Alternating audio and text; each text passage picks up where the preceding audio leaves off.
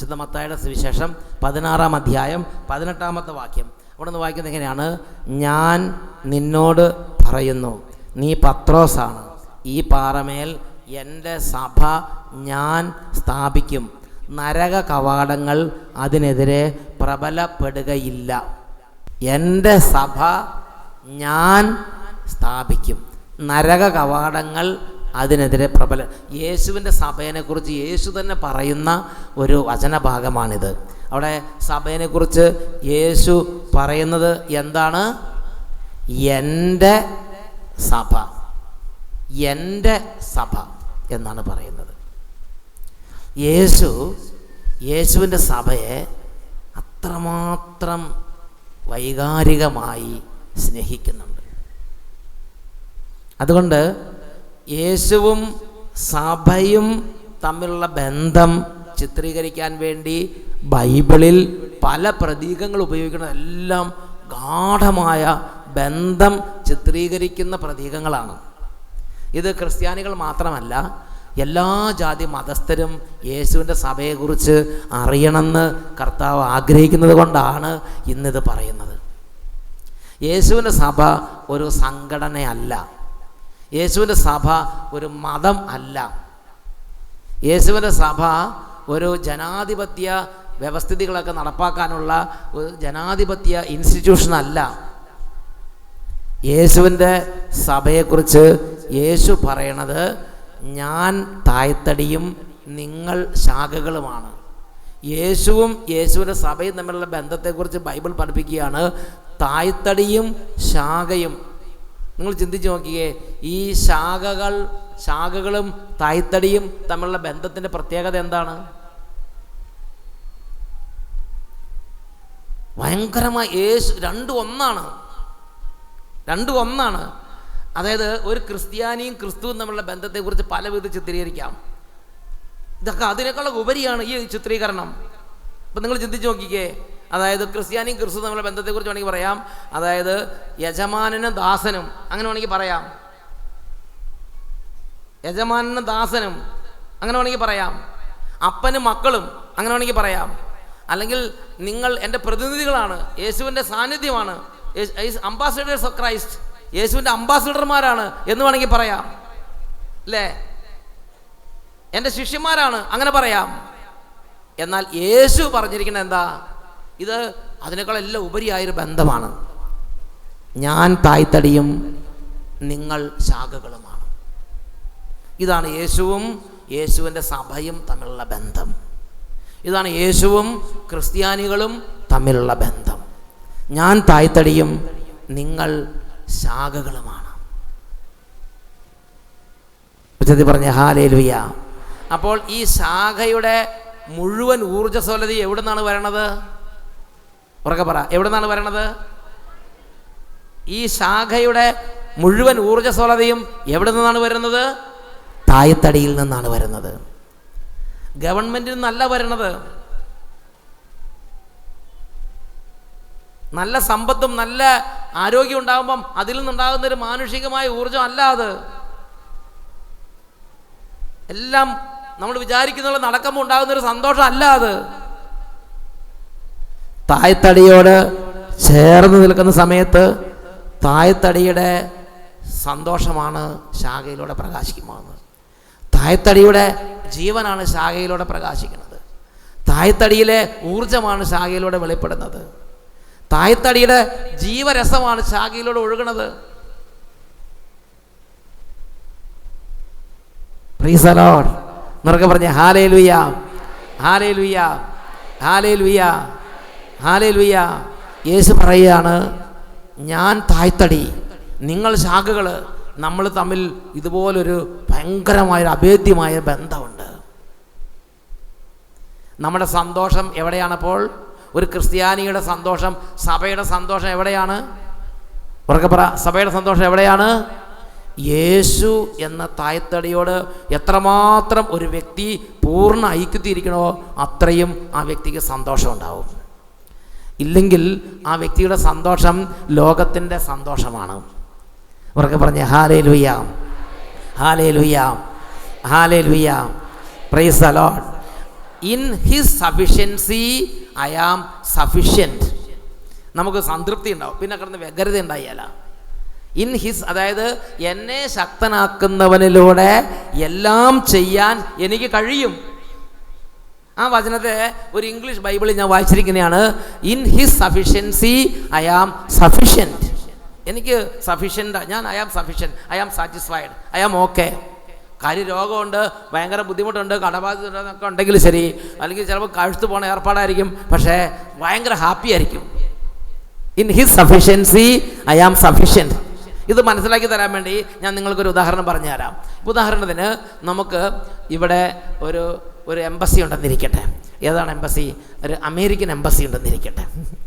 ആ അമേരിക്കൻ എംബസിയിലെ ഉദ്യോഗസ്ഥന്മാരുണ്ട്. ആ അമേരിക്കൻ എംബസിയിലെ ഉദ്യോഗസ്ഥന്മാർക്ക് ഇവിടുത്തെ പട്ടിണിയും ഞെരുക്കവും ബാധിക്കുകയില്ല. ഇവിടെ പട്ടിണി വന്നാലും ഞെരുക്കം വന്നാലും ഇവിടെ സാമ്പത്തിക മാന്ദ്യം വന്നാലും നോട്ട് നിരോധനം വന്നാലും അവരുടെ വരുമാനത്തെ അത് ബാധിക്കില്ല. കാരണം എന്താ? അവരുടെ ആ എംബസിയിലുള്ള ഉദ്യോഗസ്ഥന്മാരുടെ ഡയറക്റ്റ് കണക്ഷൻ എവിടേക്കാണ്? അമേരിക്ക എന്ന രാജ്യത്തേക്കാണ്. Price the Lord. എന്നൊക്കെ പറഞ്ഞ ഹല്ലേലൂയ, ഹല്ലേലൂയ. അതുകൊണ്ട് അമേരിക്കയ്ക്ക് സമ്പന്നത ഉള്ളിടത്തോളം കാലം അമേരിക്കയുടെ എംബസിയിൽ അമേരിക്ക നിയമിച്ചിട്ടുള്ള ഉദ്യോഗസ്ഥന്മാർക്ക് ഭയപ്പെടാനില്ല. മനസ്സിലായോ? ഇവിടെ ഒരു പക്ഷേ ഞെരുക്കം വരും, ഇവിടെ ഒരു പക്ഷേ പട്ടിണി വരും, ഇവിടെ ഒരു പക്ഷേ നോട്ട് നിരോധനം വരും, ഒരു പക്ഷേ പ്രളയം വരും, പലതും വരും. അതൊന്നും അവരുടെ വരുമാനത്തെ ബാധിക്കുകയില്ല. അമേരിക്കയുടെ സഫിഷ്യൻസിയിൽ ദേ ആർ സഫിഷ്യൻറ്റ്. മനസ്സിലായോ? അതുപോലെ ഒരു വിശ്വാസിയെ സംബന്ധിച്ച് ആ വിശ്വാസിയുടെ സഫിഷ്യൻസി ഇരിക്കുന്നത് നമുക്ക് ജോലി കിട്ടുന്നതനുസരിച്ചല്ല, നമ്മുടെ കുടുംബത്തിലെ കാര്യങ്ങളെല്ലാം നമ്മൾ വിചാരിക്കുന്ന പോലെ നടക്കുന്നതനുസരിച്ചല്ല. നമ്മൾ വിചാരിക്കുന്ന പോലെ നമ്മുടെ ചുറ്റുവട്ടത്തൊക്കെ നല്ല കാലാവസ്ഥ ഉണ്ടാകുന്നതുകൊണ്ട്, നല്ല ഗവൺമെൻറ് ഉണ്ടാകുന്നതുകൊണ്ട്, നല്ല സഹപ്രവർത്തകർ ഉണ്ടാകുന്നതുകൊണ്ട്, നല്ല സ്ഥാപനങ്ങൾ ഉണ്ടാകുന്നതുകൊണ്ട്, നല്ല മക്കൾ ഉണ്ടാകുന്നതുകൊണ്ട് അല്ല നമ്മുടെ സന്തോഷം വർദ്ധിക്കുന്നത്. In his sufficiency I am sufficient. ഒരു വ്യക്തി മാമോദിസ മുങ്ങി യേശു ക്രിസ്തുവിനോട് ഗാഠഗാഠം ഐക്യപ്പെടുന്നതോടുകൂടെ യേശു ക്രിസ്തുവിൽ നിന്നാണ് അദ്ദേഹത്തിൻ്റെ സന്തോഷം ഒഴുകുന്നത്. യേശു ക്രിസ്തുവിൽ നിന്നാണ് അദ്ദേഹത്തിന് സമാധാനം ലഭിക്കുന്നത്. യേശു ക്രിസ്തുവിൽ നിന്നാണ് അദ്ദേഹത്തിന് ചൈതന്യം ലഭിക്കുന്നത്. യേശു ക്രിസ്തുവിൽ നിന്നാണ് അദ്ദേഹത്തിന് ഊർജ്ജസ്വലത ലഭിക്കുന്നത്. യേശു ക്രിസ്തുവിൽ നിന്നാണ് അദ്ദേഹത്തിൻ്റെ മേൽ ചൈതന്യം വ്യാപരിക്കുന്നത്. ഉച്ചത്തിൽ പറഞ്ഞ ഹല്ലേലൂയ. ഇന്ന് ഇവിടെ ഇരിക്കുന്ന പല ആളുകളും കാര്യം കർത്താവായ യേശുവിൻ്റെ കുരിശുമരണത്തെക്കുറിച്ച് കേട്ടിട്ടുണ്ടെങ്കിലും യേശുവിനെ സ്വന്തം ജീവിതത്തിൻ്റെ രക്ഷിതാവും കർത്താവും നാഥനുമായി അംഗീകരിക്കാത്തത് കൊണ്ട് ജാതികളെ പോലെ തന്നെയാണ് ജീവിക്കുന്നത്. അതുകൊണ്ട് നമ്മുടെ സുഖസന്തോഷങ്ങൾ, നമ്മുടെ മനസ്സിൻ്റെ ബലവും സമാധാനവും ലോകത്തെ ആശ്രയിച്ചത്രേ ഇരിക്കുന്നത്. ലോകത്തിൽ വരുന്നതനുസരിച്ച് നമ്മുടെ സുഖസന്തോഷങ്ങൾ മാറും, മനസ്സിൻ്റെ ഘടന മാറും. ദേഷ്യവും വൈരാഗ്യവും വെറുപ്പും വിദ്വേഷവും നിരാശയും ആത്മഹത്യ ചിന്തകളെല്ലാം ഓരോ മകനെയും മകളെയും പിടികൂടുമ്പോൾ അതിൻ്റെ അർത്ഥം ആ വ്യക്തി അത്രമാത്രം യേശുവിൽ നിന്ന് അകന്ന് വെട്ടിമാറ്റപ്പെട്ട ശാഖയ്ക്ക് തുല്യമാണ്. ഈ ശാഖ തായ്തടിയോട് ചേർന്നിരിക്കാത്തിടത്തോളം കാലം ആ ശാഖയ്ക്ക് അസ്തിത്വമില്ല, ആ ശാഖയ്ക്ക് നിലനിൽപ്പില്ല, ഊർജ്ജസ്വലതയില്ല, ഉണർവില്ല, സന്തോഷമില്ല, ചൈതന്യമില്ല, ജീവനില്ല, പ്രാർത്ഥനയില്ല, വിശ്വാസമില്ല, ഒന്നുമില്ല. കാരണം എന്താ? ഇത് തായ്തടിയോട് വിട്ടുമാറ്റപ്പെട്ട അകന്നുപോയ ശാഖയാണ്.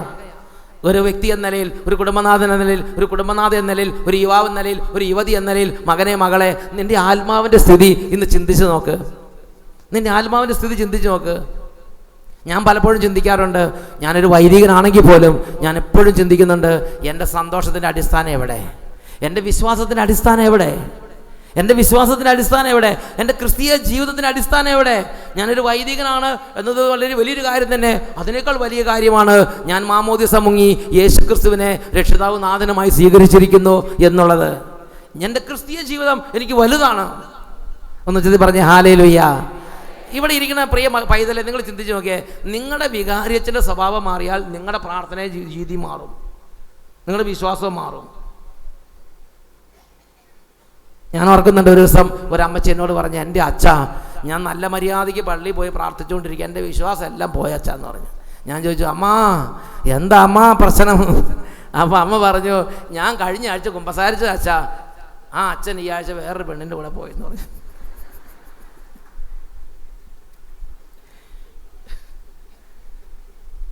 ഈ അമ്മ ചോദിക്കുകയാണ്, ഞാൻ ആരെ വിശ്വസിക്കുക അച്ഛാ? ഈ അച്ഛനാണെങ്കിൽ നല്ലൊരച്ഛനായിരുന്നു, നല്ല തങ്കപ്പെട്ട അച്ഛനായിരുന്നു. അതുകൊണ്ട് എനിക്കൊരു വിശ്വാസം തോന്നിയതുകൊണ്ട് പോയി കുമ്പസാരിച്ചതാണ്. ആ അച്ഛൻ്റെ സ്ഥിതി ഇതാണെങ്കിൽ ഇനി ബാക്കി അച്ഛന്മാരുടെ സ്ഥിതി എന്തായിരിക്കും അച്ഛാ എന്നുറക്കെ പറഞ്ഞ ഹല്ലേലൂയ, പ്രൈസ് ദി ലോർഡ്. ഈ അമ്മ പറയാണ്, എനിക്കിപ്പോൾ പള്ളിയിൽ പോയിട്ട് കുമ്പസാരിക്കാൻ തോന്നുന്നില്ല. എനിക്കിപ്പോൾ ചില ആളുകൾ അങ്ങനെ ചിന്തിക്കുകയാണ്.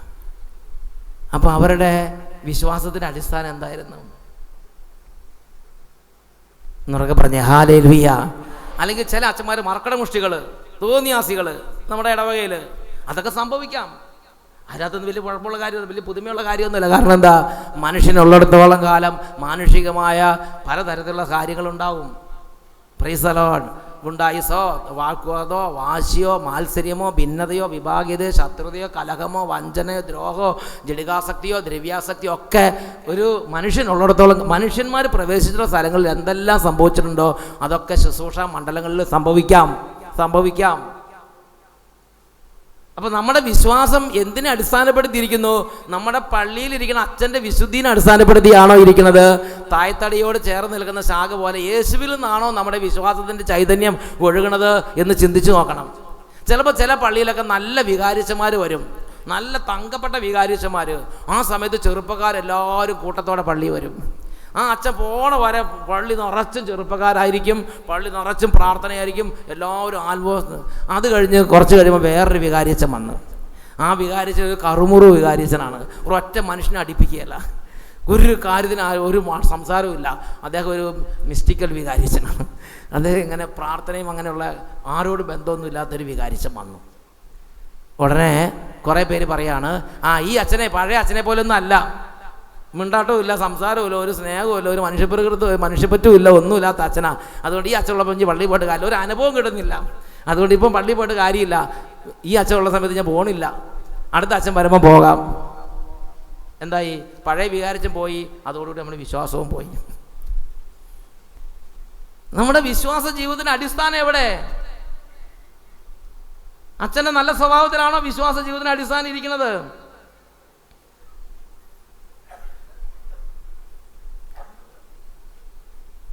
പ്രിയപ്പെട്ട സഹോദരങ്ങളെ, യേശു ക്രിസ്തു ആകുന്ന തായ്തടിയിലാണ് നമ്മുടെ വിശ്വാസ ജീവിതത്തിന് അടിസ്ഥാനം ഉറപ്പിച്ചിരിക്കണമെങ്കിൽ ആർക്കൊക്കെ എന്തൊക്കെ സംഭവിച്ചാലും നമുക്ക് സഭയോട് സ്നേഹം കൂടിക്കൂടി വരും, വൈദികരോട് സ്നേഹം കൂടിക്കൂടി വരും, കൂദാശകളോട് അടുപ്പം കൂടിക്കൂടി വരും. എന്തൊക്കെ സംഭവിച്ചാലും പറയും, ഓക്കെ അതെനിക്കറിയാം, അത് ഞങ്ങളുടെ സഭയിൽ കർത്താവ് അറിയാതെ ഒന്നും സംഭവിക്കില്ല, അവരുടെ ആത്മാവ് നരകത്തിൽ പോകാതിരിക്കാൻ വേണ്ടി ഞങ്ങൾ പ്രാർത്ഥിക്കും. അല്ലാതെ അവർ പോയതുകൊണ്ട് ഞങ്ങളുടെ നരകത്തിലേക്ക് പോകാന്നുള്ളതല്ല നമ്മുടെ നിലപാട് എന്നുറക്കെ പറഞ്ഞ ഹല്ലേലൂയ, ഹല്ലേലൂയ. അങ്ങനെ ഉറച്ച കുറ്റികളാണ് ഈ വന്നിരിക്കുന്നത് ഈ കൺവെൻഷനിൽ എന്നുറക്കെ പറഞ്ഞ ഹല്ലേലൂയ, പ്രൈസ് ദി ലോർഡ്. പ്രിയപ്പെട്ട സഹോദരങ്ങളെ, വിശുദ്ധ മത്തായിയുടെ സുവിശേഷത്തിൽ 7-ാം അധ്യായം 25 തൊട്ട് 27 വരെ തിരുലിഖിതങ്ങൾ, മാത്യു 7:25-27. അവിടെ നമ്മൾ വായിക്കുന്നത് എങ്ങനെയാണ്? കർത്താവ് പറയുകയാണ്, പ്രിയപ്പെട്ട സഹോദരങ്ങളെ, നിങ്ങളുടെ ആത്മീയ സൗധത്തിന് വലിയ ഭീഷണി ഉണ്ടാവും. മഴ പെയ്തു, വെള്ളപ്പൊക്കം ഉണ്ടായി, കാറ്റൂതി, അത് ഭവനത്തിന് മേൽ ആഞ്ഞടിച്ചു, എങ്കിലും അത് വീണില്ല. കാറ്റൂതി, വെള്ളപ്പൊക്കം ഉണ്ടായി, അത് ഭവനത്തിന് ആഞ്ഞടിച്ചു, എങ്കിലും അത് വീണില്ല. എന്തുകൊണ്ടെന്നാൽ അത് പാറമേൽ സ്ഥാപിതമായിരുന്നു. എൻ്റെ വചനങ്ങൾ കേൾക്കുകയും എന്നാൽ അതനുസരിക്കാതിരിക്കുകയും ചെയ്യുന്നവൻ മണൽപ്പുറത്ത് ഭവനം പണിത ഭോഷന് തുല്യൻ. മഴ പെയ്തു, വെള്ളപ്പൊക്കം ഉണ്ടായി, കാറ്റൂതി, അത് ഭവനത്തിന് മേൽ ആഞ്ഞടിച്ചു, പള്ളിയിൽ പോക്കില്ലാതെയായി, പ്രാർത്ഥനയില്ലാതെയായി, വിഷമായി, ദേഷ്യമായി, കുറ്റാരോപണമായി, സഭയോട് വെറുപ്പായി, കൂദാശകളോട് അവിശ്വാസമായി, എല്ലാ തരത്തിലുള്ള അന്താര പീഡകളും കടവാവൽ വന്ന് ആവസിക്കണമെന്ന് കടക്കണ പോലെ അങ്ങനെ കടക്കാൻ തുടങ്ങി. ഉള്ളിൽ കത്തോലിക്ക സഭയെ ദുഷിക്കാൻ തുടങ്ങി. എന്താ കാരണം? കത്തോലിക്ക സഭയുടെ കുറവ് കൊണ്ടല്ല, നമ്മൾ വളർന്നു വന്ന കാലത്ത് നാം ദൈവവചനം കേട്ട് നന്നായിട്ട് മണൽ മാന്തി നല്ല JCB കൊണ്ട് മണൽ മാന്തണ മാതിരി മണ്ണ് മാന്തണ മാതിരി മാന്തി പാറ കണ്ട് പാറയിൽ അടിസ്ഥാനമിട്ട് നമ്മുടെ വിശ്വാസ ജീവിതം പണിയേണ്ടതായിരുന്നു. യേശു ക്രിസ്തു ആകുന്ന പാറയിൽ വിശ്വാസ ജീവിതം പണിതുയർത്തേണ്ടതായിരുന്നു. യേശു ക്രിസ്തു എന്ന പാറയിൽ പൗരോഹിത ജീവിതം പണിതുയർത്തേണ്ടതായിരുന്നു. യേശു ക്രിസ്തു എന്ന പാറയിൽ ശുശ്രൂഷ ജീവിതം പണിതുയർത്തേണ്ടതായിരുന്നു. എന്നാൽ നമ്മൾ അതിനെ മെനക്കെട്ടില്ല. നമ്മൾ പള്ളിയിൽ പോയി അച്ഛൻ്റെ നല്ല സ്വഭാവം കണ്ടു, അതിൻ്റെ മേലെ അങ്ങോട്ട് വിശ്വാസ ജീവിതം പണിതുയർത്താൻ തുടങ്ങി. അച്ഛൻ പോയി, വിശ്വാസവും പോയി. അല്ലെങ്കിൽ മറ്റ് മനുഷ്യർ സഭയിലെ നല്ല പ്രവൃത്തികളിലും സഭയുടെ നല്ല സ്വഭാവത്തിലും വിശ്വാസ ജീവിതം അങ്ങോട്ട് പണിതുയർത്താൻ തുടങ്ങി. നല്ല സ്വഭാവം അല്ലെങ്കിൽ എന്തെങ്കിലും നെഗറ്റീവ് കാര്യങ്ങൾ കണ്ടു, ഉടനെ നമുക്ക് അസ്വസ്ഥതയായി, ഡിസ്റ്റർബൻസ് ആയി.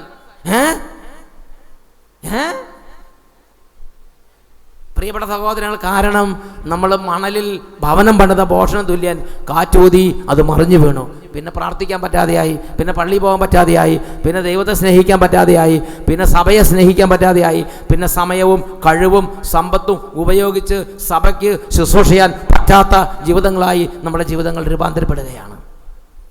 എന്ന് ചൊല്ലി പറഞ്ഞേ ഹല്ലേലൂയ, ഹല്ലേലൂയ, ഹല്ലേലൂയ.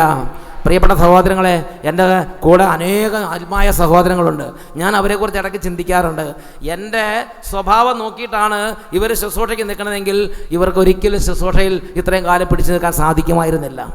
കാരണം പ്രിയപ്പെട്ട സഹോദരങ്ങളെ, ഞാൻ നിങ്ങളോട് പറയുകയാണ്, യേശു ക്രിസ്തുവിൻ്റെ സഭയിൽ ശുശ്രൂഷ ചെയ്യുമ്പോൾ യേശു ഒരു വ്യക്തിയെ തിരഞ്ഞെടുക്കുന്നത് 100% വിശുദ്ധനായതുകൊണ്ടല്ല.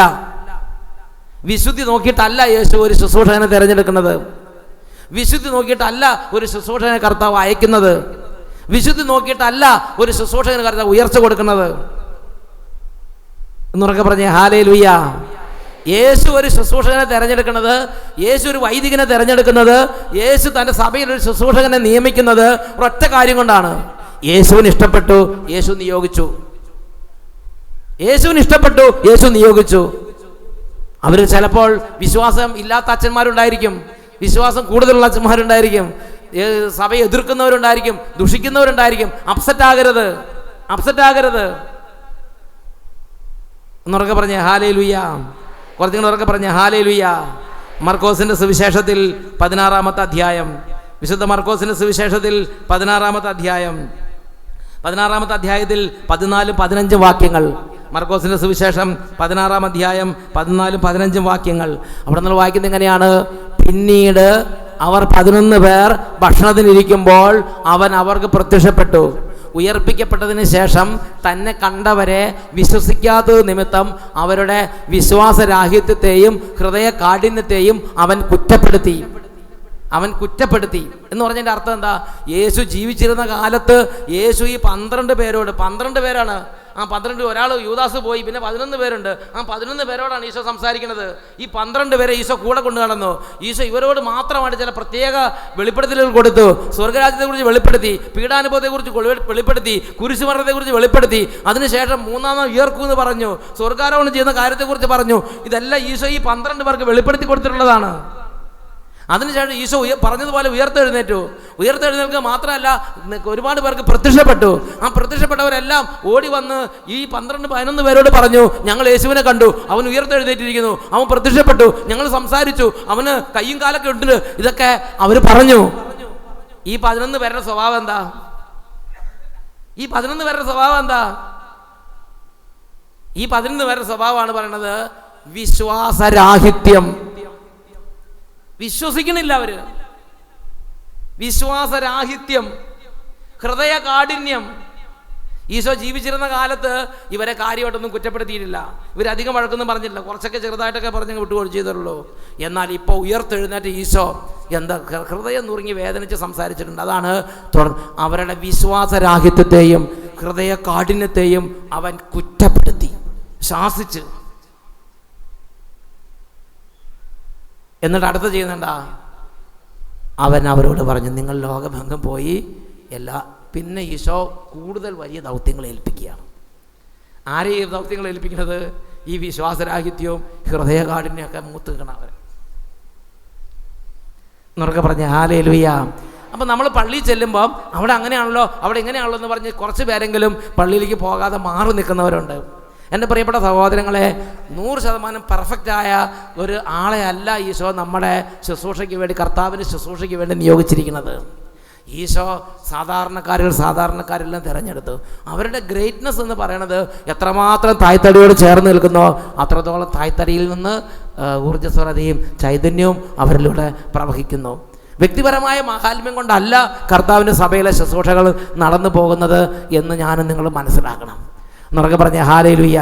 ഈ വിശ്വാസരാഹിത്യം ഹൃദയകാഠിന്യമുള്ള ഈ ശിഷ്യന്മാരിലൂടെയാണ് അത്ഭുതങ്ങളും അടയാളങ്ങളൊക്കെ വർഷിച്ച് ഈശോ കർത്താവിൻ്റെ സഭയെ പടുത്തുയർത്തിയത്. നമ്മൾ കുറേ പേരെ മുൻവിധിച്ചങ്ങ് തള്ളിക്കളഞ്ഞിട്ട് കാര്യമില്ല. കർത്താവ് ആ ഇംപെർഫെക്റ്റ് ഇൻസ്ട്രുമെൻസിനെ അഭിഷേകം ചെയ്ത് ശക്തിപ്പെടുത്തി അയക്കുകയാണ്. എന്നൊക്കെ പറഞ്ഞ ഹല്ലേലൂയ. അതുകൊണ്ട് പ്രിയപ്പെട്ട സഹോദരങ്ങൾ, ആരും എഴുതി തള്ളരുത്. കർത്താവിൻ്റെ സഭയിൽ നമ്മൾ പ്രാർത്ഥിക്കണം, നമ്മൾ കൂട്ടായ്മയുടെ വലതുകരം കൊടുക്കണം, ബലപ്പെടുത്തണം, ആത്മീയമായി ബലപ്പെടുത്തണം, അതുകൊണ്ട് പരിഹാരം ചെയ്യണം, പ്രാർത്ഥിക്കണം. അങ്ങനെ കർത്താവിനോട് ചേർന്ന് കർത്താവിനെ കേന്ദ്രീകരിച്ചുള്ളൊരു വിശ്വാസ ജീവിതത്തിന് വേണ്ടി നമ്മുടെ മനസ്സിനെ നമ്മൾ ഒരുക്കിയെടുക്കണം. എന്നുറക്കെ പറഞ്ഞ ഹല്ലേലൂയ. കുറച്ചുകൂടെ ഉറക്കെ പറഞ്ഞ ഹല്ലേലൂയ. കൊറിന്തോസുകാർക്ക് എഴുതിയ 1-ാം ലേഖനത്തിൽ 3-ാം അധ്യായത്തിൽ അതിൽ 11-ാമത്തെ തിരുലിഖിതം 1 കൊറിന്തോസ് 3:11 അവിടെ നമ്മൾ വായിക്കുന്നത് എങ്ങനെയാണ്? യേശു ക്രിസ്തു എന്ന അടിസ്ഥാനം സ്ഥാപിക്കപ്പെട്ട് കഴിഞ്ഞു. യേശു ക്രിസ്തു എന്ന അടിസ്ഥാനം സ്ഥാപിക്കപ്പെട്ട് കഴിഞ്ഞു. ഇവിടെ ഇരിക്കുന്ന പ്രിയ സഹോദര, പ്രിയ സഹോദരി, നിങ്ങളുടെ അടിസ്ഥാനം എവിടെ? നിങ്ങൾ പള്ളി വരുന്നതും കൈയടിക്കുന്നതും പാടുന്നതും സ്തുതിക്കുന്നതും കൺവെൻഷൻ കൂടുന്നതും ശുശ്രൂഷ ലീഡ് ചെയ്യുന്നതും എല്ലാം മറ്റുള്ളവർക്ക് കാണാൻ പറ്റും. എന്നാൽ നിങ്ങളുടെ ആത്മാവ്, നിങ്ങളുടെ വിശ്വാസ ജീവിതം യേശു ക്രിസ്തുവിലാണോ അടിസ്ഥാനം ഇട്ടിരിക്കുന്നത് എന്ന് മറ്റുള്ളവർക്ക് കാണാൻ പറ്റില്ല. അത് നിങ്ങൾക്ക് മാത്രം അറിയുന്ന ഒരു രഹസ്യമാണ്. നിങ്ങളുടെ വിശ്വാസ ജീവിതത്തിന്റെ അടിസ്ഥാനം എവിടെ? ഹെൻറി എട്ടാമൻ രാജാവ് ഉണ്ടായിരുന്നു. ഹെൻറി എട്ടാമൻ രാജാവിനെ കുറിച്ച് നമ്മൾ ചരിത്രത്തിൽ വായിക്കുന്ന എങ്ങനെയാണ്? He was a defender of faith. വിശ്വാസ സംരക്ഷകൻ എന്ന ടൈറ്റിൽ കത്തോലിക്ക സഭ കൊടുത്തിരുന്നൊരു വ്യക്തിയാണ് ഹെൻറി എട്ടാമൻ രാജാവ്. യൂറോപ്പിൽ പ്രോട്ടസ്റ്റന്റ് വിപ്ലവം മാർട്ടിൻ ലൂതർ കിങ്ങിന്റെ നേതൃത്വത്തിൽ മാർട്ടിൻ ലൂതറിന്റെ നേതൃത്വത്തിൽ യൂറോപ്പിൽ പ്രോട്ടസ്റ്റന്റ് വിപ്ലവം ഉണ്ടായപ്പോൾ ആ പ്രോട്ടസ്റ്റന്റ് വിപ്ലവത്തിന്റെ സമയത്ത് ഇംഗ്ലണ്ടിലേക്ക് പ്രോട്ടസ്റ്റന്റ് ആശയങ്ങൾ കടന്നു വരാതിരിക്കാൻ വേണ്ടി കത്തോലിക്ക വിശ്വാസത്തിന് വേണ്ടി രാപ്പകൽ വീറോടെ പൊരുതി നിന്ന ശക്തനായ കത്തോലിക്ക സഭയുടെ നേതാവായിരുന്നു ഹെൻറി എട്ടാമൻ രാജാവ്. അദ്ദേഹത്തിൻ്റെ ഈ വിശ്വാസവും ഈ തീഷ്ണതയും ഈ ആവേശവും കണ്ട് മാർപ്പാപ്പ അദ്ദേഹത്തിന് ഒരു ടൈറ്റിൽ കൊടുത്തു. അതാണ് ഡിഫൻഡർ ഓഫ് ഫെയ്ത്ത്, വിശ്വാസ സംരക്ഷകൻ. എന്നാൽ ഈ മനുഷ്യൻ തൻ്റെ വിശ്വാസ ജീവിതത്തിൻ്റെ അടിസ്ഥാനം എവിടെ എന്ന് അന്വേഷിച്ചോ എന്ന് ഞാൻ സംശയിക്കുകയാണ്. കാരണം കുറേ കാലം കഴിഞ്ഞു ആ മനുഷ്യനൊരു ആവശ്യമുണ്ടായി. ആ മനുഷ്യൻ്റെ സഹോദരൻ്റെ ഭാര്യയെ കെട്ടണം. അപ്പോൾ സഭയുടെ അടുത്ത് ചെന്നു. സഭ പറഞ്ഞു, സഭയിൽ അങ്ങനത്തെ രീതിയില്ല, സഹോദരൻ്റെ ഭാര്യയെ കെട്ടുന്ന രീതി നമുക്കില്ല. രാജാവാണെങ്കിലും പ്രജയാണെങ്കിലും എല്ലാ നിയമങ്ങളും ഒരുപോലെ പാലിക്കണം. അദ്ദേഹത്തിന് കോപമായി, നമുക്കറിയാം ചരിത്രം, അദ്ദേഹം സഭയുള്ള ബന്ധം വേർപ്പെടുത്തി. അതുവരെ ഉണ്ടായിരുന്ന സ്നേഹം മുഴുവനും വെറുപ്പും വൈരാഗ്യമായി മാറി. അതുവരെ ഇരുന്ന അടുപ്പ് മുഴുവൻ അകൽച്ചയായി മാറി. അതുവരെ ഇരുന്ന കമ്മിറ്റ്മെൻറ്റ് മുഴുവനും നശീകരണ ശക്തിയായി രൂപാന്തരപ്പെട്ടു.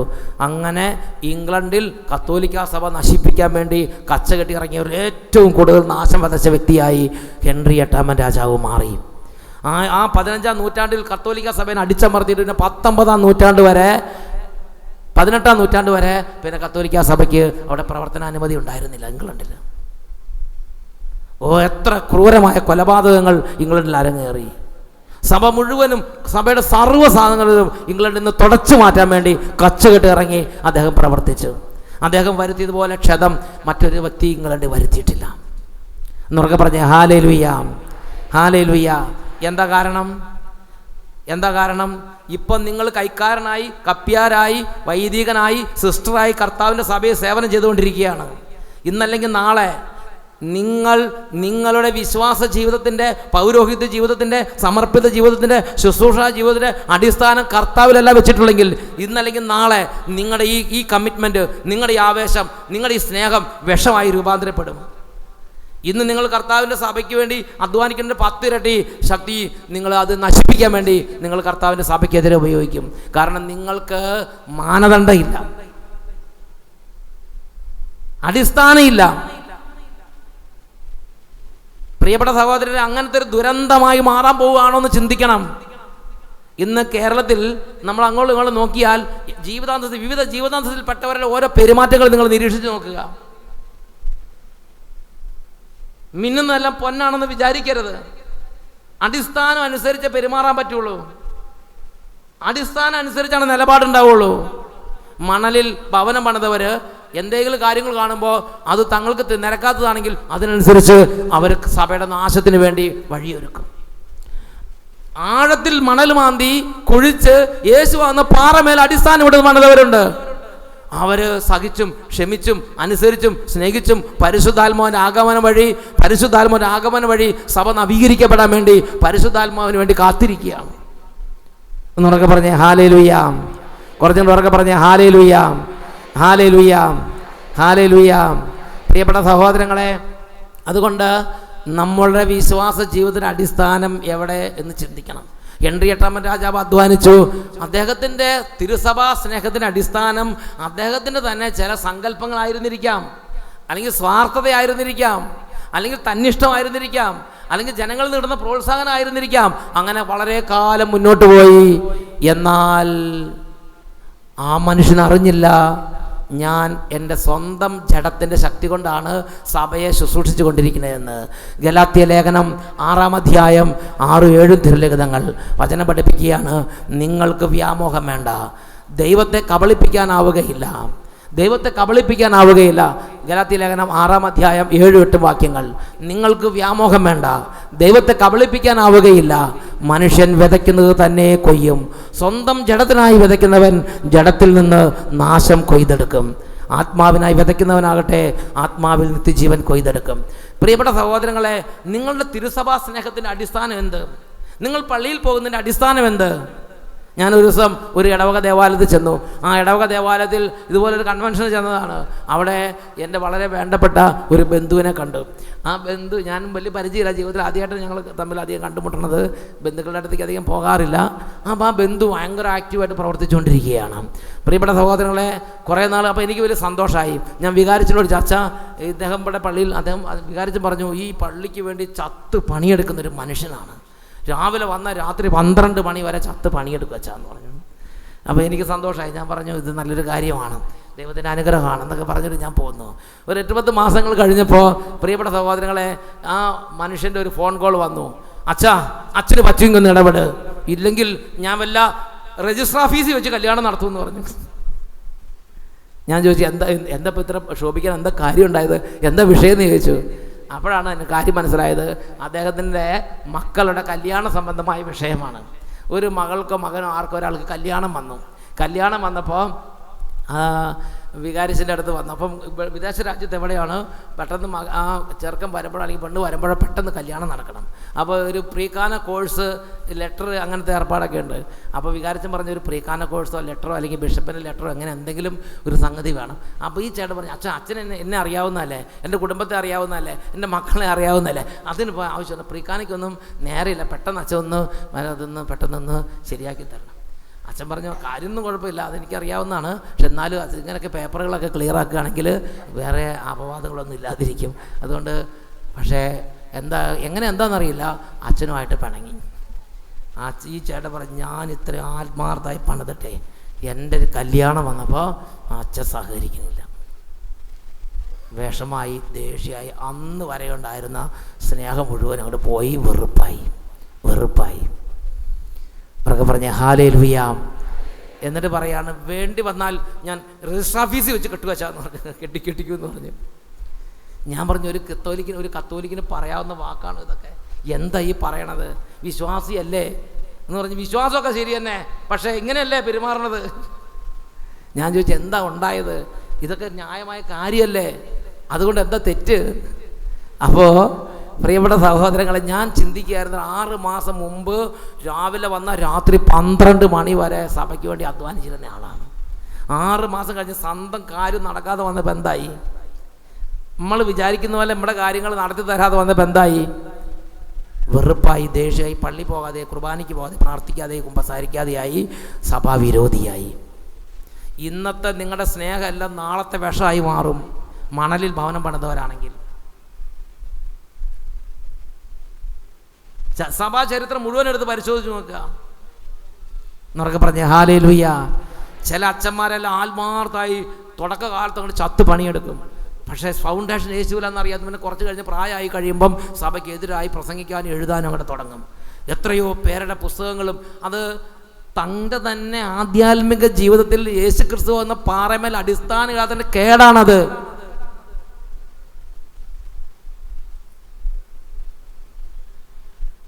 ഉറക്കെ പറഞ്ഞേ ഹല്ലേലൂയ. കുറച്ചും കൂടെ ഉറക്കെ പറഞ്ഞേ ഹല്ലേലൂയ, ഹല്ലേലൂയ. പ്രിയപ്പെട്ട സഹോദരൻ, ഞാൻ ഓർക്കുന്നുണ്ട് ഒരു ദിവസം ഞാൻ ഒരു സ്ഥലത്ത് ചെന്നപ്പോൾ വളരെ നല്ല മനുഷ്യർ. അപ്പോൾ ഇതുപോലെ വലിയൊരു കൺവെൻഷൻ നടക്കണം, ഭയങ്കര വലിയൊരു കൺവെൻഷൻ, ഭയങ്കരമായിട്ട് ജനങ്ങൾ വന്നു. അപ്പോൾ അതിനകത്ത് ഭയങ്കര ആക്റ്റീവായിട്ട് നിൽക്കണം 3-4 പേരുണ്ട്. ഭയങ്കരമായിട്ട് ചത്ത് പണിയെടുക്കുകയാണ്. അധികാരം നോക്കണില്ല, സ്ഥാനമാനം നോക്കണില്ല, ഒന്നും നോക്കണില്ല. ഞാനൊരു 5-6 വർഷം കഴിഞ്ഞ് വീണ്ടും ആ പ്രദേശത്ത് കൺവെൻഷൻ ചെന്നപ്പോൾ ഇവർ പള്ളിയുമായിട്ട് ഇടഞ്ഞ് ഭയങ്കര വെറുപ്പിലിരിക്കുകയാണ്. കേസ് ഒരു 5-6 ഫാമിലി ചേർന്ന് പള്ളിക്കെതിരെ കേസ് കൊടുക്കുകയാണ്. ഞാൻ ചോദിച്ചു, എന്താ എൻ്റെ ദൈവമേ, അന്ന് ആ കൈ നടഞ്ഞ് ചോറ് വാങ്ങി കഴിച്ചത് അവരൊക്കെ ഇപ്പോൾ ശത്രുക്കളായി കേസ് കൊടുത്തോ, എന്താ ഉണ്ടായെന്ന് ചോദിച്ചു. അപ്പോഴാണ് പറയണത്, പള്ളിയുടെ സ്കൂളിൽ ടീച്ചർ പോസ്റ്റിന് ഒരു വേക്കൻസി വന്നു. അപ്പോൾ ഇവരുടെ ഒരു ഫാമിലിയുടെ മകനോ ആരോ നന്നായി പഠിച്ചു നിൽക്കുകയാണ്, ആ പോസ്റ്റിലേക്ക് വെക്കണം. അപ്പോൾ അച്ഛനാണെങ്കിൽ നല്ല നീതിനിഷ്ഠ അച്ഛനാ, കമ്മിറ്റിയുണ്ട്, എൻ്റെ സിസ്റ്റം ഉണ്ട്, ആ സിസ്റ്റം അനുസരിച്ച് പോകുള്ളൂ, അങ്ങനെ വേറെ ഒന്നും ചെയ്യില്ല. ഇവർ പറഞ്ഞു, അച്ഛൻ എൻ്റെ മകൾ എല്ലാം ക്വാളിഫൈഡാണ്, എല്ലാം ഉണ്ട്, അച്ഛൻ അത് ഈ പള്ളിക്ക് വേണ്ടി അധ്വാനിക്കുന്നവർക്ക് ഇതൊക്കെ കൊടുക്കുക. അപ്പോൾ പറഞ്ഞു, അതല്ല, ഇതെൻ്റെ ഒരു ക്ലിയർ എൻ്റെ ഒരു സാധനം അനുസരിച്ച് പോകണമെന്ന് പറഞ്ഞ്. അപ്പോൾ എന്തായി? ദേഷ്യമായി, അകൽച്ചയായി, ആ പോസ്റ്റിലേക്ക് വേറൊരാളെ നിയമിച്ച് അന്ന് തൊട്ട് പണക്കായി, വിഷമായി, അകൽച്ചയായി, വികാരിച്ചുകൊണ്ട് വൈരാഗ്യമായി, അകന്ന് മാറി. അവർക്ക് പെടുത്താവുന്ന 2, 3, 4 ഫാമിലികളെ ഗ്രൂപ്പിലേക്ക് കൂട്ടി. പിന്നെ സോഷ്യൽ മീഡിയയിൽ എഴുത്തായി, പിന്നെ കേസായി, പിന്നെ എന്നും ഇങ്ങനെ കേസ് കൊടുത്തുകൊണ്ടിരിക്കുക പള്ളിക്കെതിരെ. അത് ആർക്കെങ്കിലും കൊടുക്കാമല്ലോ. ഉച്ചത്തിൽ പറഞ്ഞേ ഹല്ലേലൂയ, ഹല്ലേലൂയ. പ്രിയപ്പെട്ട സഹോദരൻ, ഞാനപ്പോൾ ചിന്തിച്ചു, ഇത്രയും രാപകല്ലാതെ ചത്ത് പണിയെടുത്ത അന്ന് എന്തായിരുന്നു ആ വർക്കിൻ്റെ അടിസ്ഥാനം? എന്തായിരുന്നു ആ വർക്കിൻ്റെ അടിസ്ഥാനം? എന്തായിരുന്നു കമ്മിറ്റ്മെൻറ്റിൻ്റെ അടിസ്ഥാനം? യേശുവിനോടുള്ള സ്നേഹമായിരുന്നെങ്കിൽ ബാക്കി എന്തൊക്കെ മാറി മറിഞ്ഞാലും, തായ്തടിയോട് ഒട്ടി നിൽക്കുന്ന ശാഖയായിരുന്നെങ്കിൽ തായ്തടിയിൽ നിന്നുള്ള ജീവരസമായിരുന്നു അതിൻ്റെ ഊർജ്ജശക്തി. തൻ്റെ കാര്യങ്ങൾ നടക്കുകയോ നടക്കാതിരിക്കുകയോ ചെയ്യട്ടെ. പ്രാർത്ഥിച്ച് ചിലർക്ക് എങ്ങനെയുണ്ട്, പ്രാർത്ഥിച്ചു, എനിക്ക് ഇത്രയും കാലം ഞാൻ പ്രാർത്ഥിച്ചു, എനിക്കൊന്നും കിട്ടിയില്ല എന്ന് പറഞ്ഞ് പോകുന്ന ആളുകളുണ്ട്. എല്ലാം സെയിം തന്നെ. ഒറ്റ ഒന്നിനെ കർത്താവ് വിശ്വസിക്കുന്നില്ല. യോഹന്നാൻ്റെ സുവിശേഷം 2-ാം അധ്യായം 23 മുതൽ 25 വരെ വാക്യങ്ങൾ. അവിടെ നമ്മൾ കാണുന്ന എങ്ങനെയാണ്, പെസഹ തിരുനാളിന് അവൻ ജെറൂസലേമിലായിരിക്കുമ്പോൾ പ്രവർത്തിച്ച അടയാളങ്ങൾ കണ്ട് വളരെ പേർ അവൻ്റെ നാമത്തിൽ വിശ്വസിച്ചു. വളരെ പേർ ഈ കൺവെൻഷൻ ഗ്രൗണ്ടിൽ ഇരിക്കുന്നുണ്ട്. വളരെ പേർ അവൻ്റെ നാമത്തിൽ വിശ്വസിച്ചു. യേശുവാകട്ടെ അവരെ വിശ്വസിച്ചില്ല. നിങ്ങളെ ഇന്ന് യേശു വിശ്വസിക്കുന്നുണ്ടോ? നിങ്ങളെക്കുറിച്ച് യേശു ശുപാർശ പറയുന്നുണ്ടോ? നിങ്ങളെക്കുറിച്ച് യേശു സന്തോഷിക്കുന്നുണ്ടോ? നിങ്ങൾ മണലിൽ ഭവനം പണിത വ്യക്തിയാണെങ്കിൽ ഈശോ സന്തോഷിക്കുന്നില്ല. കാറ്റൂതും, വെള്ളപ്പൊക്കം ഉണ്ടാകും, അത് ഭവനത്തിന് ആഞ്ഞടിക്കും, ആ ഭവനത്തിൻ്റെ പതനം ഭയാനകമായിരിക്കും, മറ്റുള്ള ഒരുപാട് പേരെ നശിപ്പിച്ച് കളയും. വൈദിക ജീവിതത്തിൽ നിന്ന് വീണുപോയ പലരുടെയും പുസ്തകങ്ങൾ എത്ര പേരുടെ വിശ്വാസമാണ് നശിപ്പിച്ച് കളഞ്ഞത്. സിസ്റ്റർമാരായിട്ട് ഒരു കാലത്ത് സിസ്റ്റർമാരായിട്ട് ഓടി നടന്നു, അത് ചെയ്തു ഇത് ചെയ്തു, അതിനുശേഷം ആ സിസ്റ്ററിൻ്റെ സ്ഥാനം ഉപേക്ഷിച്ച് അങ്ങോട്ട് പോയി. പിന്നെ എഴുതിയ പുസ്തകങ്ങളും പ്രസംഗിച്ച പ്രസംഗം വഴി എത്ര പേരുടെ വിശ്വാസമാണ് നശിപ്പിച്ച് കളയണത്. പ്രിയപ്പെട്ട സഹോദരങ്ങളെ, അതുകൊണ്ട് യോഹന്നാൻ്റെ സുവിശേഷം 2-ാം അധ്യായം 23-25 വാക്യങ്ങൾ 25-ാമത്തെ വാക്യം പറയാണ്, കാരണം അവൻ അവരെയെല്ലാം അറിഞ്ഞിരുന്നു. മനുഷ്യനെ പറ്റി ആരുടെയും സാക്ഷ്യം അവന് ആവശ്യമായിരുന്നില്ല. മനുഷ്യനിലുള്ളത് എന്താണെന്ന് അവൻ അറിഞ്ഞിരുന്നു. ഉറക്കെ പറഞ്ഞ ഹല്ലേലൂയ. യോഹന്നാൻ്റെ സുവിശേഷം 6-ാം അധ്യായത്തിൽ നമ്മൾ കാണുന്നത് ഇങ്ങനെയാണ്. 26-ാമത്തെ വാക്യം. യോഹന്നാൻ്റെ സുവിശേഷം 6-ാം അധ്യായം അതിൽ 26-ാമത്തെ വാക്യം. അവിടെ ദൈവവചനം പഠിക്കുകയാണ്, യേശു പ്രതിവചിച്ചു, സത്യം സത്യമായി ഞാൻ നിങ്ങളോട് പറയുന്നു, നിങ്ങൾ അടയാളങ്ങൾ കണ്ടതുകൊണ്ടല്ല, അപ്പം ഭക്ഷിച്ച് തൃപ്തരായതുകൊണ്ടാണ് നിങ്ങൾ എന്നെ അന്വേഷിക്കുന്നത്. അപ്പോൾ യേശു അവരിലൊന്നും വിശ്വസിക്കുന്നില്ല. യേശു അവരെക്കുറിച്ച് ആഹ്ലാദിക്കുന്നില്ല. യേശു അവരെക്കുറിച്ച് സന്തോഷിക്കുന്നില്ല. ഇന്ന് നമ്മുടെ ആധ്യാത്മിക ജീവിതത്തിൽ എത്ര പേരുടെ ആധ്യാത്മിക ജീവിതത്തെക്കുറിച്ച് യേശു ആഹ്ലാദിക്കുന്നുണ്ട്, ആനന്ദിക്കുന്നുണ്ട്. ഞാൻ ഓർക്കുന്നുണ്ട് ഒരു സഭാപിതാവിൻ്റെ അനുഭവം. ആ സഭാപിതാവിൻ്റെ പേര് ഒരിജൻ എന്നാണ്. ഒരിജൻ. അദ്ദേഹത്തെക്കുറിച്ച് ചരിത്രത്തിൽ പറഞ്ഞാണ്, അദ്ദേഹം ഭയങ്കര, നമ്മൾ സഭ കണ്ടിട്ടുള്ളത് വെച്ച് വളരെ വലിയ ഒരു ബുദ്ധിമാനായ ഒരു സഭാപിതാവാണ് ഒരിജൻ. അദ്ദേഹം ആദ്യകാലത്ത് ജീവിച്ചിരുന്ന സഭാപിതാക്കന്മാരിൽ ഒരാളായിരുന്നു. അദ്ദേഹം ഏതാണ്ട് 8,000-ഓളം കൃതികൾ എഴുതിയിട്ടുണ്ടെന്നാണ് യൗസേബിയൂസ് എന്ന ചരിത്രകാരൻ രേഖപ്പെടുത്തുന്നത്.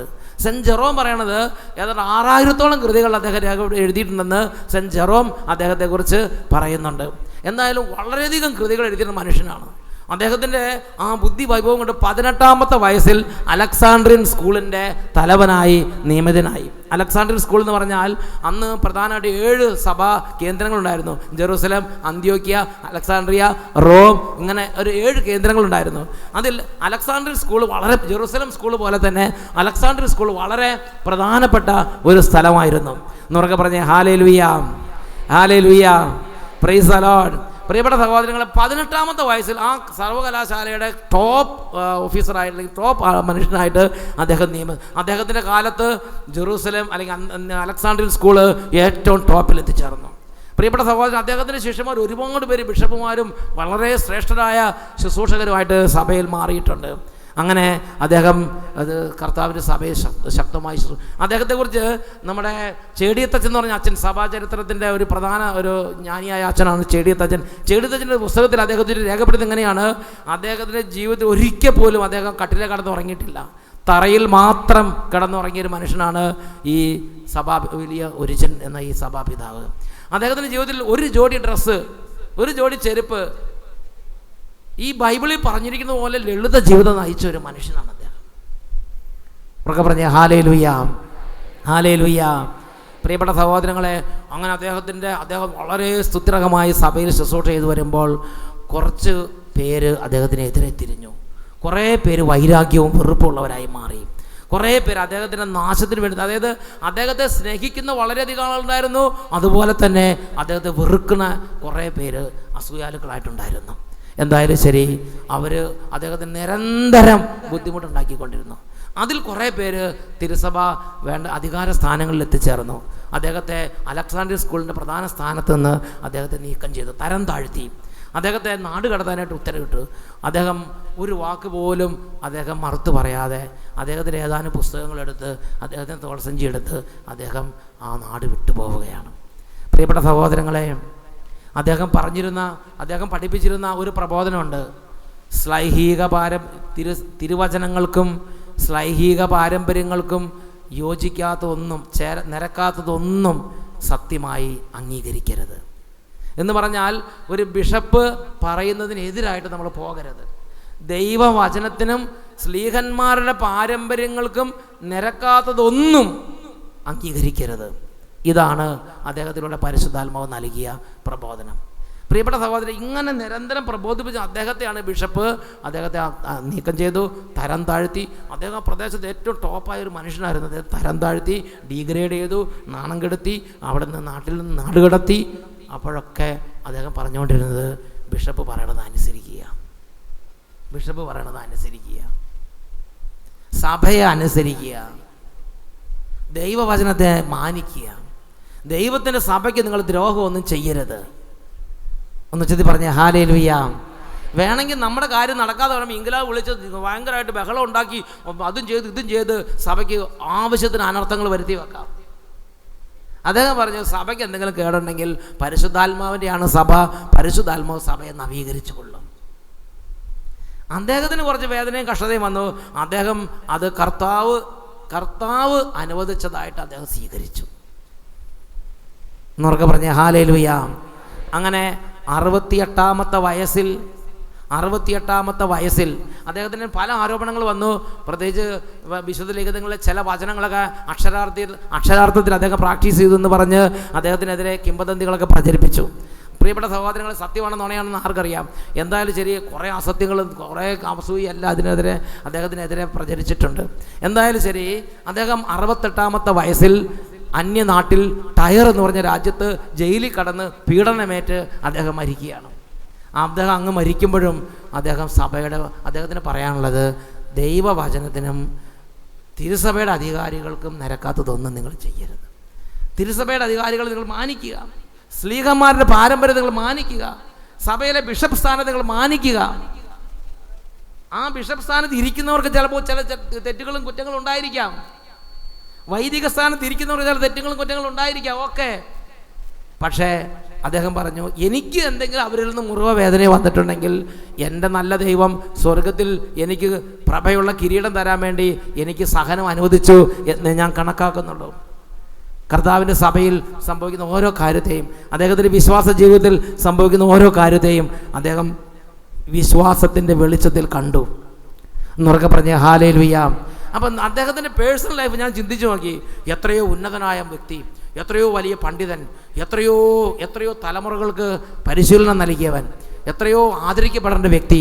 പക്ഷെ അദ്ദേഹത്തെ തരം താഴ്ത്തി, ഡീഗ്രേഡ് ചെയ്ത്, നാണം കെടുത്തി, ഒരുപാട് സമൂഹത്തിന് മുമ്പിൽ അപമാനിച്ചപ്പോഴും അദ്ദേഹം പറഞ്ഞു, എൻ്റെ സ്വർഗസ്ഥനായ പിതാവ് അറിയാതെ എൻ്റെ ഒരു തലമുടി ഇഴ പോലും അനങ്ങുകയില്ല. ഇങ്ങനെയൊക്കെ എനിക്ക് സംഭവിച്ചിട്ടുണ്ടെങ്കിൽ ദൈവത്തിന് എന്നെക്കുറിച്ചൊരു പദ്ധതിയുണ്ട്.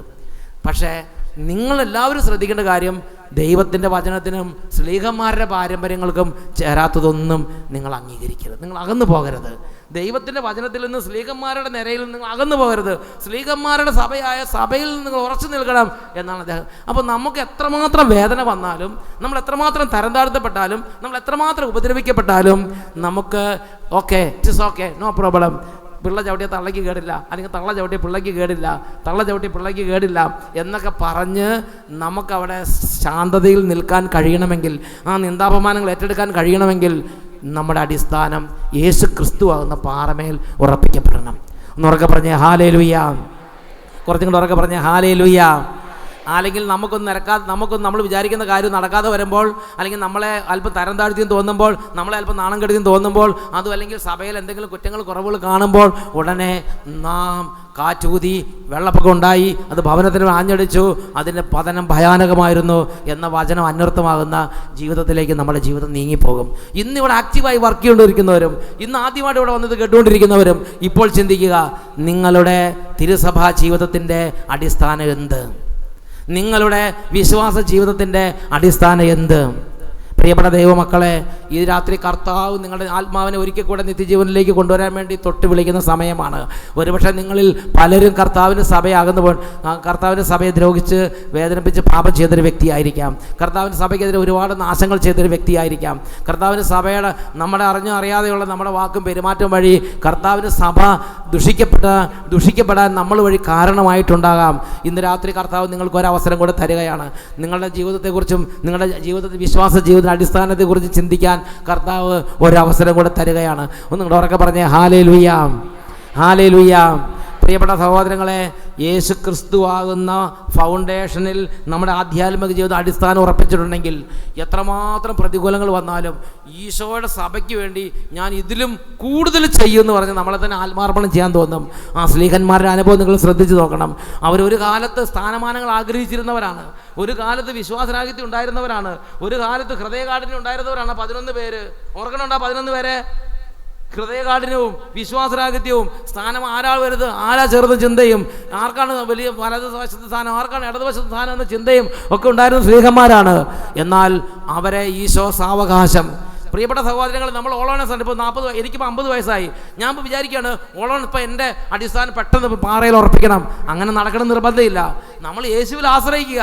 യേശു പരിശുദ്ധാത്മാവിനെ അയച്ച് യേശു തന്നെ ആ കൃത്യം പൂർത്തിയാക്കും. ചിലപ്പോൾ പെട്ടെന്ന് നമ്മൾ പ്രായത്തിനനുസരിച്ച് സമയം പിടിക്കും. അതുകൊണ്ട് ഇതുവരെ നമുക്ക് കുറച്ച് തെറ്റുകളും കുറ്റങ്ങളും വന്നു എന്ന് വിചാരിച്ച് ആരും നിരാശപ്പെടുകയോ അപ്സെറ്റ് ആവുകയോ ചെയ്യരുത്. നമുക്ക് അതിൻ്റെ സമയം കർത്താവ് അനുവദിച്ചു തരും.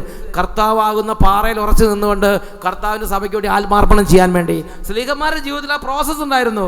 ആദ്യകാലത്ത് സാധാരണ മനുഷ്യരെ പോലെ, പിന്നെയാണ് പതുക്കെയാണ് അവർ യേശുക്രിസ്തു വന്ന് ഫൗണ്ടേഷൻ ഉറപ്പിച്ചത്. അങ്ങനെ ഒരിക്കൽ യേശുക്രിസ്തു വന്ന് ഫൗണ്ടേഷൻ ഉറച്ചു കഴിഞ്ഞപ്പോൾ പിന്നെ അവരുടെ ജീവൻ അർപ്പിച്ചും കർത്താവിൻ്റെ സഭയെ സ്നേഹിക്കാൻ തുടങ്ങി. എനിക്ക് എന്ത് കിട്ടി? ഞാൻ ഓർക്കുന്നത്, ഞാൻ അട്ടപ്പാടി ചെന്നപ്പോൾ ഒരു വ്യക്തിയുടെ ഏറ്റവും വലിയ ഒരു സങ്കടം, ഒരു വ്യക്തി ഒരിക്കലും പള്ളി വരുന്നില്ല, പ്രാർത്ഥിക്കുന്നില്ല. ഞാൻ ചെന്ന് ചോദിച്ചു, എൻ്റെ ചേട്ടാ, ഞാൻ ഇത്രയും അരച്ച് കരഞ്ഞ് പ്രാർത്ഥിച്ച് നിങ്ങളെല്ലാം ശുശ്രൂഷിച്ചിട്ട് ഇത്രയും ചേട്ടന് വേണ്ടി എല്ലാ ഞായറാഴ്ച കുർബാന അർപ്പിച്ചിട്ട് ചേട്ടൻ എന്താ ചേട്ടാ പള്ളി വന്ന് കുർബാന സ്വീകരിക്കാത്തത്? അതെ, അച്ഛന് എരുമേനെ തന്നില്ലെന്ന് പറഞ്ഞ്, എരുമേനെ ലോൺ കൊടുത്തില്ലെന്ന് പള്ളിയിൽ. അതുകൊണ്ട് ഈ പള്ളിയിൽ നിന്ന് കിട്ടാത്തതുകൊണ്ട് പള്ളിക്ക് വരാത്ത ആളുകൾ എന്താ ചെയ്യാം? പള്ളി ഒരു വരുമാന ഒരു സ്ഥാപനമായിട്ട് കണക്കാക്കുക. പള്ളിയിൽ നിന്ന് തുണി, പണ്ട് ഓർക്കുന്നുണ്ട്, ജർമ്മനിയിൽ നിന്ന് ഇങ്ങനെ പാവപ്പെട്ടവർക്ക് തുണി കൊടുക്കാൻ വേണ്ടി തുണിയൊക്കെ കൊടുന്ന് ഞാൻ പണ്ട് ചെറുപ്പത്തിലായിരുന്നു പള്ളിയിൽ കൊടുക്കുമായിരുന്നു. അപ്പോൾ ഒരു കുടുംബം പള്ളി വരാതെയായി. എന്താ? എനിക്ക് കിട്ടിയ തുണി പഴയ തുണിയായി പോയെന്ന് പറഞ്ഞിട്ട്. അവർക്ക് കർത്താവിൻ്റെ സഭ അത്രേ ഉള്ളൂ, തുണി കിട്ടിയ തുണി പഴയതായെന്ന് പറഞ്ഞ് പള്ളി വരാതിരിക്കുക. എനിക്ക് എരുമേനെ കിട്ടിയില്ലെന്ന്, ഒരു എരുമ ഒരു തുണീൻ്റെ വിലയുള്ളൂ നിങ്ങൾക്ക് വിശുദ്ധ കുർബാനയും കർത്താവിൻ്റെ സഭയും.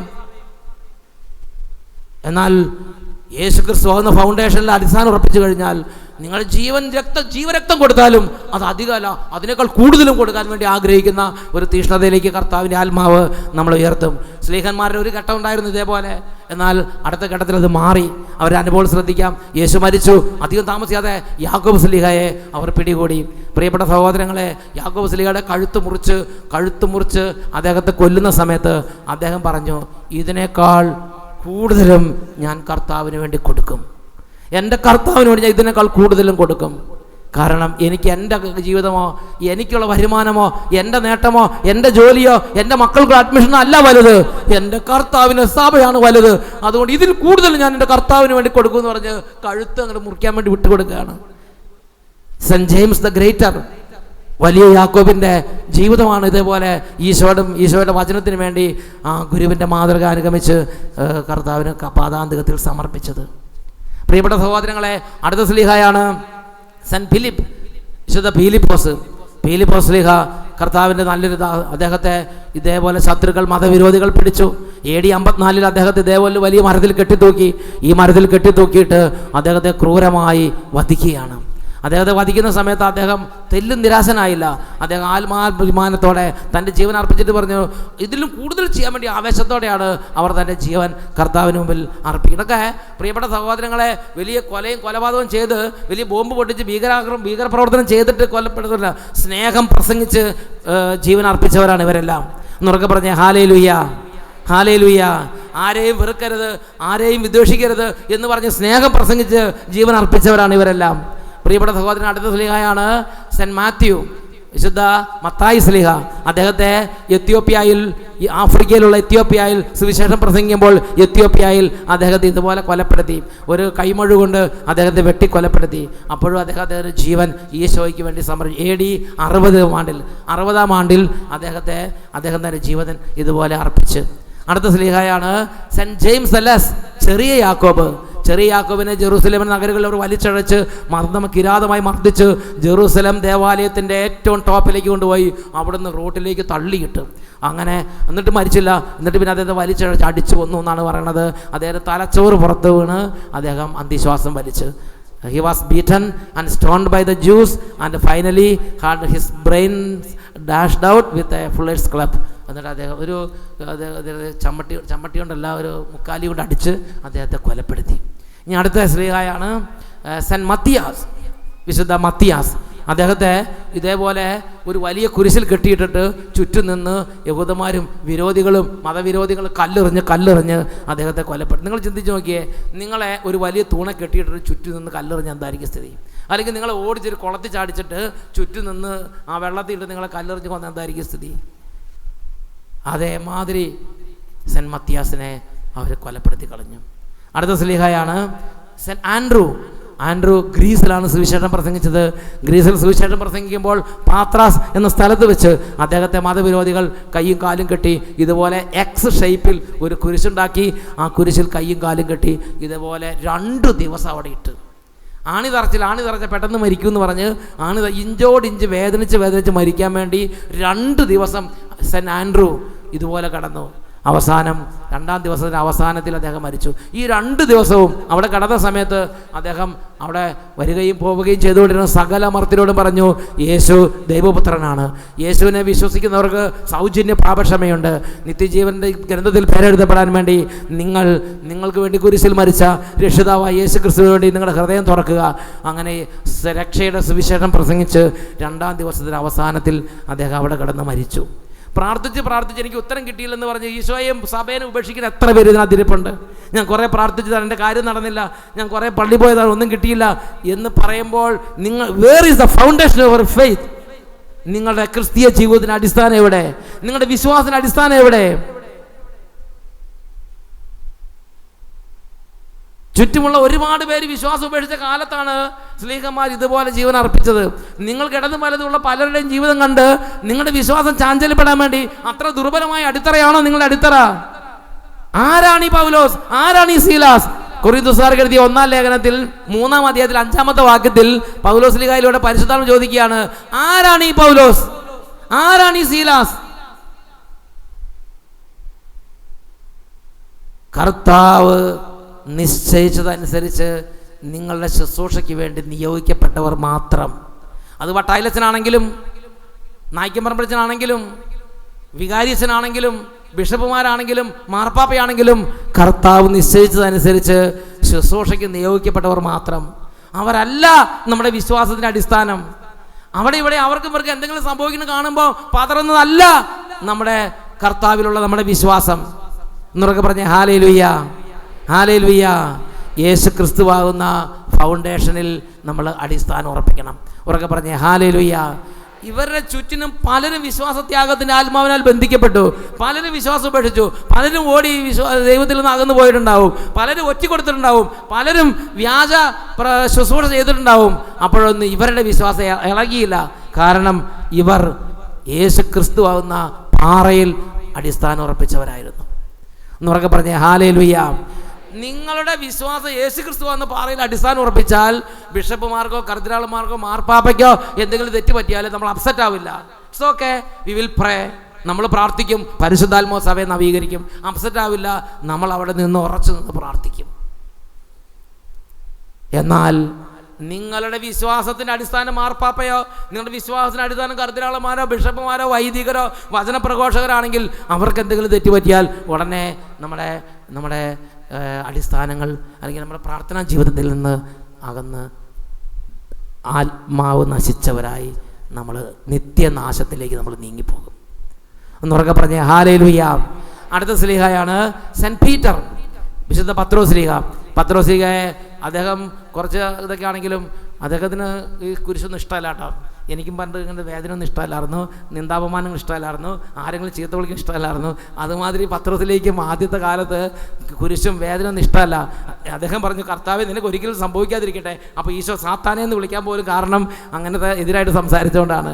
അങ്ങനത്തെ പത്രോസിലേക്ക് എപ്പോൾ പറയണത് എന്താ, എനിക്ക് എൻ്റെ ഗുരു എൻ്റെ കർത്താവായ യേശു കുരിശ് മരിച്ചതുപോലെ മരിക്കാനുള്ള യോഗ്യതയില്ല, അതുകൊണ്ട് എന്നെ തല കീഴായി ഒന്ന് കുരിശ് തറയ്ക്കുകയാണെങ്കിൽ ഉപകാരമായിരുന്നു എന്ന് പറഞ്ഞിട്ട് അങ്ങനെ തല കീഴായി കുരിശ് തറയ്ക്കാൻ വേണ്ടി വിട്ടുകൊടുത്തൊരു വ്യക്തിയാണ് വിശുദ്ധ പത്രോസ് അപ്പോസ്തലൻ. എന്നൊക്കെ പറഞ്ഞ് ഹല്ലേലൂയ. ഇതുപോലെ കുരിശിൽ കടന്ന് അദ്ദേഹം ചങ്ക് പൊട്ടി ഉദരം പിളർന്ന് രക്തമൊക്കെ പുറത്തു വന്ന് മരിച്ചിട്ടുണ്ടാവും. സെൻറ്റ് പീറ്റർ അദ്ദേഹത്തെ തല കീഴായി കുരിശ് തറച്ചു. അടുത്ത സ്ലീഹായാണ് സെൻറ്റ് ബർത്തലോമിയ. മനസ്സിൽ നിന്ന് പോകാത്തൊരു സ്ലീഹായാണ് സെൻറ്റ് ബർത്തലോമിയോ. അദ്ദേഹത്തെ കൊന്നത് എങ്ങനെ നിങ്ങൾ ശ്രദ്ധിച്ചിട്ടുണ്ടോ? നോക്കിയേ, പച്ചയ്ക്ക് തൊലി അങ്ങോട്ട് പൊളിച്ചെടുക്കുക, എന്നിട്ട് കുരിശ് തറയ്ക്കുക. നിങ്ങളവിടെ ഇരിക്കുക, പച്ചയ്ക്ക് തൊലി അങ്ങോട്ട് പൊളിച്ചെടുക്കുക, എന്നിട്ട് കുരിശ് തറയ്ക്കുക. നിങ്ങൾക്കൊരു എരുമ കിട്ടിയില്ല അല്ലേ? അതുകൊണ്ട് നിങ്ങൾ സഭേനെ ഉപേക്ഷിക്കുക. നിങ്ങൾക്ക് ആ പഴയ ജർമ്മനിയൻ തുണിയുടെ ബട്ടൺസ് ഇല്ലാത്തതുകൊണ്ട് നിങ്ങൾ പള്ളിയിൽ പോകാതെ ആകുക. തുണി കിട്ടിയില്ല, കളസം കിട്ടിയില്ല, അപ്പോഴേക്കും സഭേനെ അത്രയും സില്ലിയാണ്. ആ പഴയ ഉടുപ്പ് അങ്ങനെ മാറ്റുന്ന പോലെയാണ് നമുക്ക് സഭ എന്ന് പറഞ്ഞാൽ.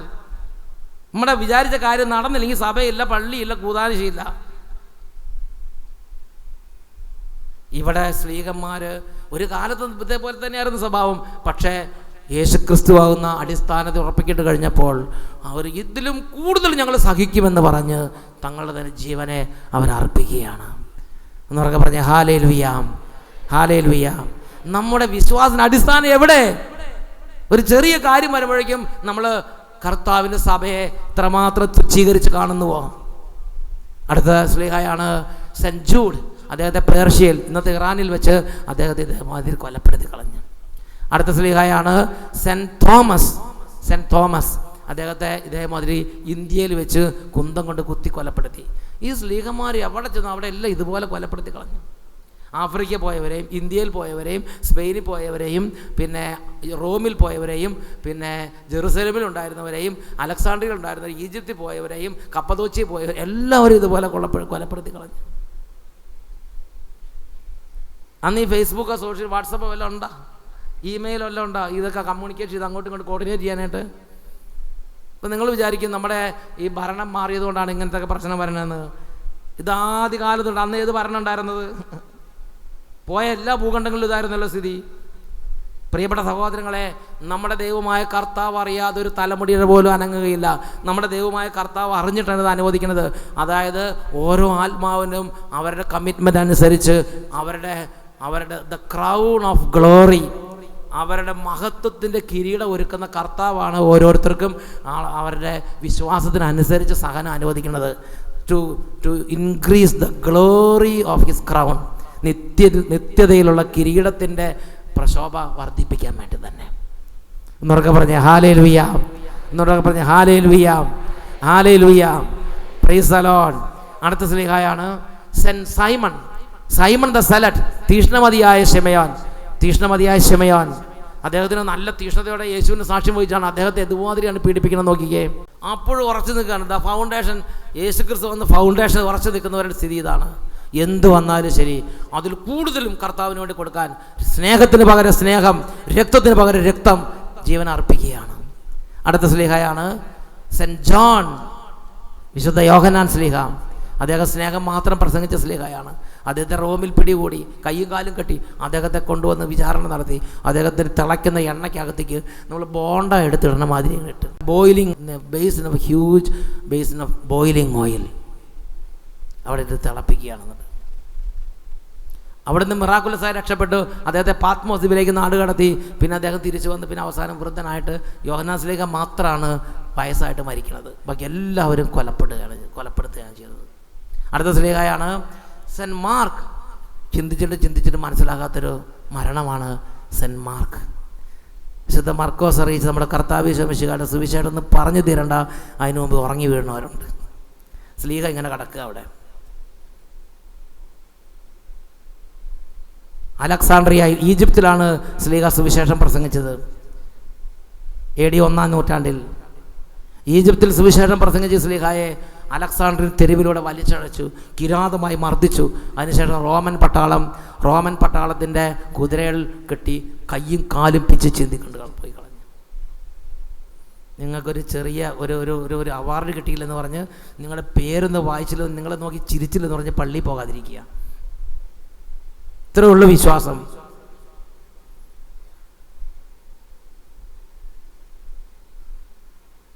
പ്രിയപ്പെട്ട സഹോദരങ്ങളെ, നമ്മൾ ദേവാലയത്തിൽ വരുമ്പോൾ അച്ഛൻ നമ്മളെ മൈൻഡ് ചെയ്തു. ഞാൻ ഓർക്കേണ്ട ഒരു വ്യക്തി ഒരു വർഷങ്ങളോളം പള്ളിയിൽ നിന്ന് ഇടഞ്ഞു നിന്നു. അന്വേഷിച്ചപ്പം പള്ളി വന്നപ്പോൾ അച്ഛൻ മൈൻഡ് ചെയ്തില്ല. എത്രേ ഉള്ളൂ. ഒരാളുടെ ഒരു ഫീലിംഗ് ആണത്. Where is the foundation of your faith? ഒന്ന് ചിരിച്ചില്ല, അതോ മതി നിങ്ങൾക്ക് സഭ ഉപേക്ഷിക്കുക, ഇതാണോ നിങ്ങളുടെ കാരണം?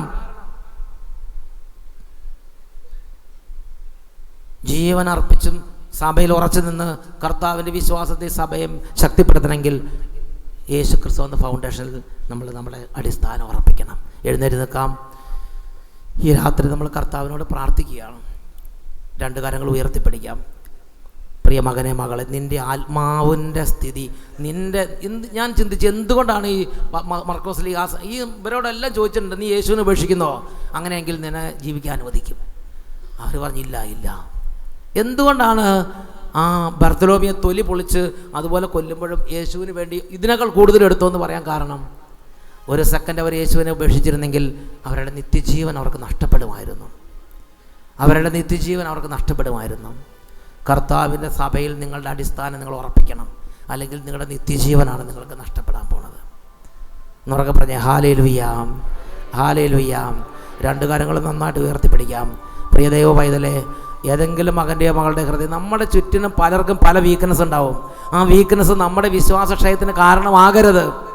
വൈദികരോ സിസ്റ്റേഴ്സോ സെമിനാരി ചാടിയവരോ ചാടാത്തവരോ വൈദിക ജീവിതം ഉപേക്ഷിച്ചവരോ ഉപേക്ഷിക്കാത്തവരോ എന്തെങ്കിലുമൊക്കെ പറയുകയോ പ്രവർത്തിക്കുകയോ ചെയ്യുമ്പോൾ നമ്മുടെ വിശ്വാസത്തിന് ഹാനി വരുത്തുന്നത് കാണുമ്പോൾ പറയണം, അത് നമ്മുടെ കർത്താവിന് ചേരാത്തതാണ്, അത് നമ്മുടെ സഭയ്ക്ക് ചേരാത്തതാണ്. തിരിച്ചറിഞ്ഞ് നമ്മുടെ വിശ്വാസം കാത്തു സൂക്ഷിക്കണം. അവർക്ക് വേണ്ടി നമ്മൾ പ്രാർത്ഥിക്കണം. വെറുപ്പ് വെച്ച് പുലർത്തിക്കൊണ്ടിരിക്കുന്ന നല്ല കാര്യം, അവരോട് ക്ഷമിച്ച് അവർക്ക് വേണ്ടി പ്രാർത്ഥിക്കണം. എന്നുറക്കെ പറഞ്ഞേ ഹല്ലേലൂയ.